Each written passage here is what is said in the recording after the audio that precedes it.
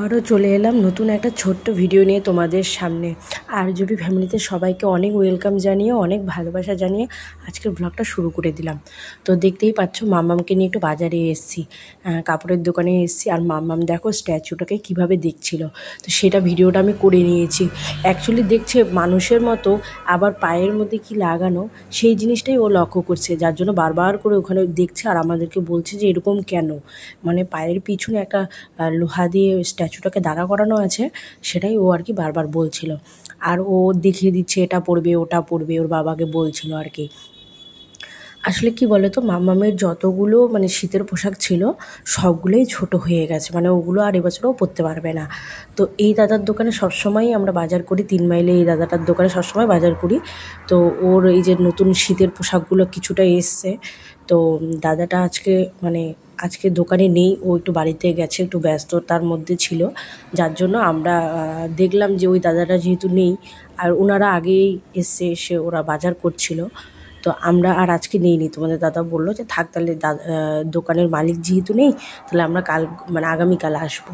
তো যাই হোক, আমি সেটাই আর কি দেখে টেকে তারপরে আমরা নিচে নেমে এসেছি।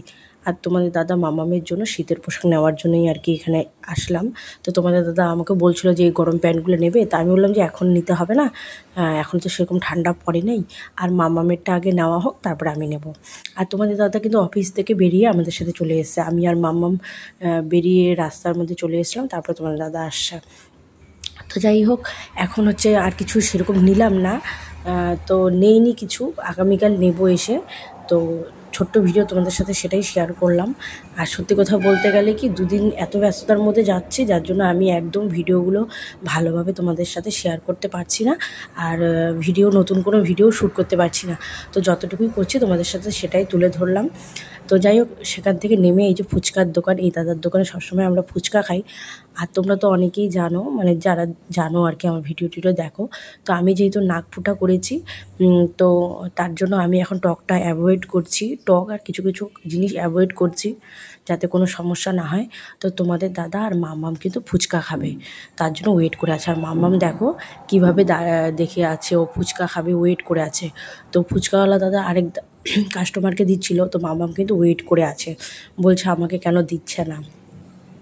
তো ফুচকাওয়ালা দাদা কিন্তু সবসময় বলে যে ওকে মানে 1-2 এক্সট্রা করে ফুচকা দিয়ে দেয়, যাতে ও খেয়ে খেয়ে মানে পাকা হয়ে যায়। দাদা তাই বলে আর কি, বলে কি যে ওকে খাইয়ে খাইয়ে তো এখন থেকে অভ্যেস করাতে হবে, তাহলেই তো বড় হলে আমার কাস্টমার হবে, এইভাবে বলে আর কি। তো যাই হোক, ফুচকা খেয়েছে ওরা দুজন, খেয়েটে আমরা বাড়ি এলাম। তো বাড়ি আসার পথে কয়েকটা বাজার করে এসেছিলাম, তো সেই বাজারগুলো আমি গোছগাছ করে রাখছিলাম। আর তোমাদের দাদা ওদিকে ফ্রেশ হচ্ছিলো, আর মাম্মা ম্যাগিদের ঘরে খেলা করতে গেছে। ও তো এসে আগে ও দাদার ঘরে যাবে, ও দাদা কী করছে না করছে দেখবে, তারপরে ঘরে আসবে, এরকম আর কি। তো ওই যে টুকটাক করে জিনিসগুলো গুছিয়ে রাখছি। আর সত্যি কথা বলতে এখন একটু এই কিছুদিন যাবৎ একটু সমস্যার মধ্যে দিয়েই যাচ্ছি, অনেক রকম সমস্যা আসছে যাচ্ছে, একটু চাপের মধ্যেও আছি, যার জন্য ঠিকভাবে তোমাদের সাথে সব কিছু শেয়ার করতে পারছি না। তো তোমরা তো আমার পরিবারের লোক, আমার কষ্ট সমস্যা ভালো মন্দ সুখ দুঃখ সবটাই তো তোমরা বুঝবে, তাই না? তোমাদেরকে নিয়ে তো আমার পথ চলা। তো যার জন্য আমি জানি যে তোমরা আমার ভুল ত্রুটি খারাপ মন্দ ভালো সবটাই তোমরা বুঝে নিবে, তাই না? তো যাই হোক, তোমাদের দাদার সাথে আমি অনেক রকম কথা বলছিলাম। কথা বলতে আমাদের একখানে যাওয়ার প্ল্যান হচ্ছে আর কি, তোমাদের দাদা প্ল্যান করছে, আমি করিনি। তো আমি বললাম পয়সা টয়সার যদি সমস্যা না থাকে তাহলে যেতে পারি, অসুবিধা নেই। তো দেখা যাক এখন কি হয়, কোথায় যাব, বা নাও যদি যাই সেটা তো অবশ্যই তোমাদের সাথে শেয়ার করবো, তাই না? তো ভালো হোক মন্দ হোক খারাপ হোক যেটাই হোক না কেন, তোমাদের সাথে তো সবটাই আমি শেয়ার করি। তো দেখা যাক এখন সেই জায়গাটাতে যাওয়া হচ্ছে কি না। আপাতত আমাদের শুধু কথাবার্তা হচ্ছে, তোমাদের দাদাই আর কি ভাবনা চিন্তা করছে যাবে আর কি। তো দেখা যাক এখন কি হয়, আগামী দিনগুলো অবশ্যই তোমাদের সাথে তো শেয়ার করবই। তারপরে তোমাদের দাদা একটু খিদা করছিল, তারপরে ও চাউমিন বানাচ্ছে। অ্যাকচুয়ালি তোমাদের দাদা সবসময় চাউমিনটা বানায়, আমাকে চাউমিনটাও বানাতে দেয় না। চাউমিনটাও ও ভীষণ ভালো বানায়, তাই ওই আজকেও চাউমিনটা বানাচ্ছে। তো যাই হোক, আজকের ভিডিওটা এখানেই শেষ করব।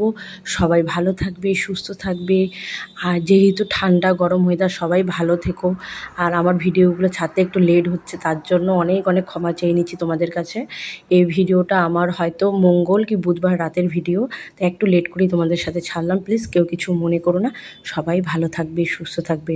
দেখা হবে আবার নতুন একটা ভিডিওতে, ঠিক আছে?